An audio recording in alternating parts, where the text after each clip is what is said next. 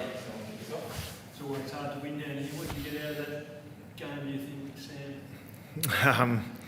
Yeah, we haven't played here for a long time, so certainly it was hard for us today. I mean, they're a good side, and I've said in most of my press conferences, we're far from a finished product. And when you watch the very best teams play, that's what they look like. And even though we've had a good block of games, we've been playing some good footy, but I still think there's a gap from us and the teams at the top. And they were one of those today. They have been for a long time. You know, they got a lot of experience in that side, and they handled everything that we threw at them with relative ease. Obviously didn't handle the start of the game particularly well, and then they were too good to let us have a sniff at any stage to get back into it. Obviously, the loss of Sicily was big in the sense that for 21 marks inside 50. What was your plan or hope going into the game to curtail that? I mean, we don't really set the team up around individual players too much. That can be risky. Obviously, when you have someone of the talents and calibre of James Sicily, that's a matchup you're probably going to win most weeks. But I thought we struggled. We obviously turned the ball over far too easily. I think at three-quarter time they'd already had 26 front half turnovers and 13 shots on goal. I thought that they probably lacked a little bit of their goal kicking was a bit off, which was fortunate for us. So we felt like we sort of were in it for a long time, even though if you watch the game, we weren't close to their capacity today. So we didn't handle it, and I hoped that we would cover Sis as we have, we did earlier in the year. But he's an important player for us, and we know, he'll help us, and hopefully that's sooner rather than later.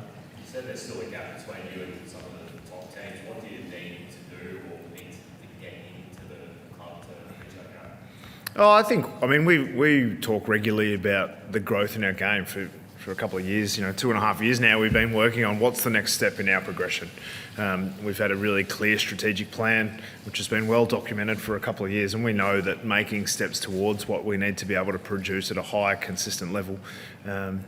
Sydney are still 2 games clear on top, I think, so they're the teams you need to knock off, and we're building towards that. And despite us winning a few games on the trot of late, I still looked at the best sides, Sydney, Geelong today, obviously. And you say, okay, we're working towards beating that on a consistent basis, and there's an enormous amount of things that go into that: player belief, confidence, personnel, system. There's 100 things that go into it, and that's the beauty of the game. And we're getting closer, but we're still a work in progress.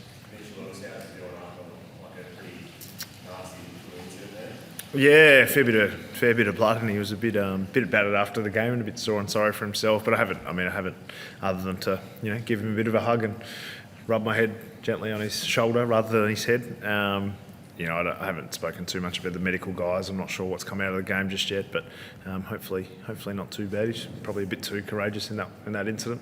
So I'm sure if it's in the concussion protocols. I don't think so at this stage, but they'll continue. I just trust the doctors with that. I haven't spoken to the doctors yet, but I don't think they did. I don't think they did that at this stage, but we'll see over the next 24 hours, I guess. I know you haven't spoken to the doctors, fair enough, but he went off the ground, obviously he's had some issues.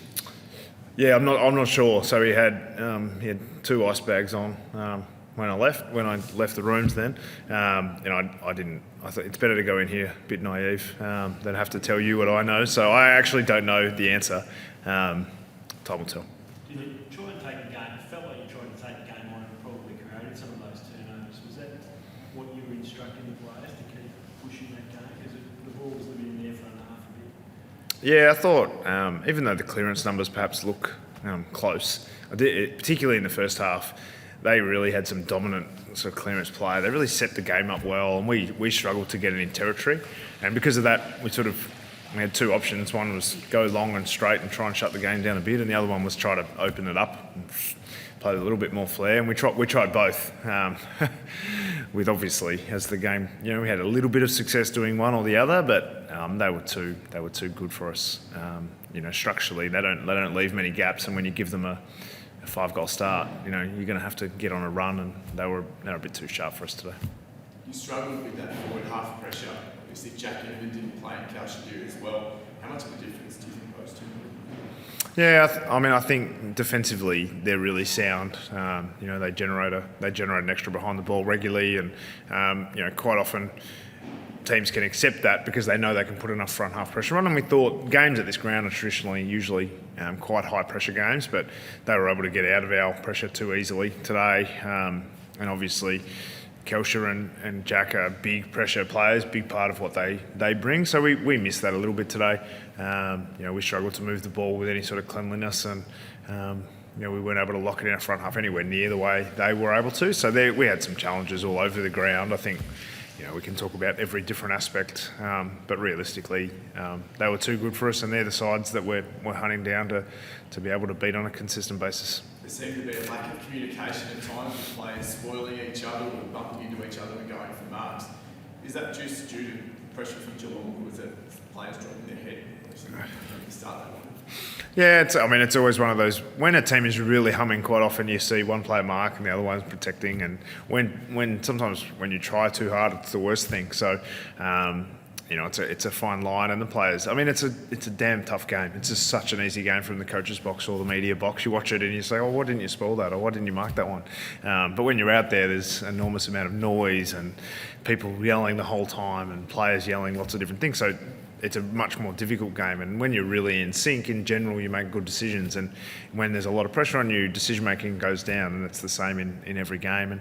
And we know that we want to be a side that plays consistent high level football under any circumstance, and finals are all going to feel like that. So we know that we need to be a side that produces our best when the most is on the line, and today we didn't handle that today. We have on other occasions. I thought when Dusty kicked the first goal of the game against Richmond, I thought we settled and we were able to turn that game around quite quickly. But we didn't handle it as well today. So we're, as I've said, a lot of times we're a work in progress, and we're always taking strides toward being the team that we want to be, and we're not there yet. What you're working on at the moment, what do you think some of the main lessons might be from today? I think the belief in each other and consistency and when to take risk and when not to. A lot of their goals came from our skill errors or decision-making errors, and I'm not one to criticise players in their. If you make a skill error and opposition get a goal out of it, it's just around education. They're not trying to turn the ball over. So how we can be a bit sharper in some of those areas and be, which are the risks worth taking, which ones aren't. But we got a bit of a lesson around the ball. I thought, I think statistically the game didn't look, if you read the stoppage numbers or you read the midfield possession or pressure count, they're quite similar. But watching the game, I thought their midfield was well and truly on top of ours. Last one, guys. We get Ginnivan back or Ginnivan back or Sarah? Ginnivan or Sicily or... They're all of those were 1 to 2 weeks, so they're all I would say they're all a test for this week. So hopefully we get all three back, but time will tell. We're not sure at this stage. I think they all did everything they could to get themselves up for this week, and the clock was against it. Obviously, with the travel and the 6 days, it was going to be a tough game to get up for. So we missed those three, but with a bit of luck, I'm not sure about Mitch either. So there's probably a couple of guys who are going to be tests for this week, and we'll see what happens in the next 48 hours and lick our wounds and get ready for Freo.